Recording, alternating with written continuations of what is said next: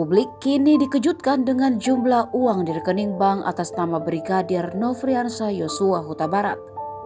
Pasalnya uang tersebut dinilai sangat fantastis, yakni hampir mencapai 100 triliun rupiah untuk dimiliki seorang anggota polisi berpangkat brigadir dan ajudan petinggi Polri.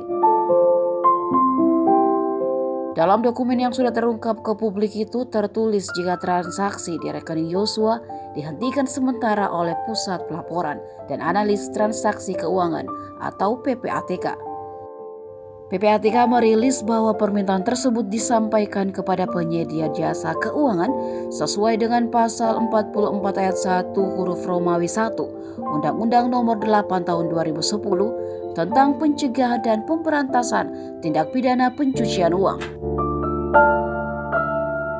Sehingga dalam rangka melaksanakan fungsi analisis dan pemeriksaan, PPATK berwenang meminta penyedia jasa keuangan untuk menghentikan sementara seluruh atau sebagian transaksi yang diketahui atau dicurigai merupakan hasil tindak pidana.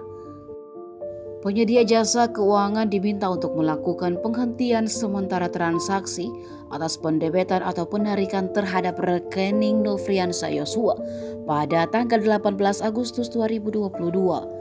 Namun penghentian transaksi tidak menghalangi adanya transaksi kredit atau dana masuk ke rekening nasabah yang dihentikan tersebut.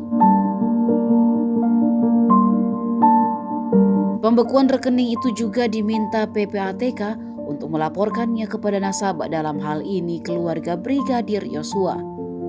Kata Koordinator Kelompok Substansi Humas M. Natsir Konga, berita acara penghentian sementara transaksi itu paling lambat 1 hari kerja setelah dihentikan.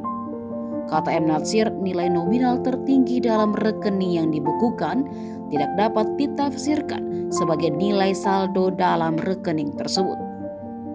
Setiap transaksi yang dilakukan di sistem perbankan akan tercatat dan dapat dilakukan penelusuran oleh PPATK, sehingga kebenaran setiap transaksi ataupun nilai saldonya dapat dipertanggungjawabkan.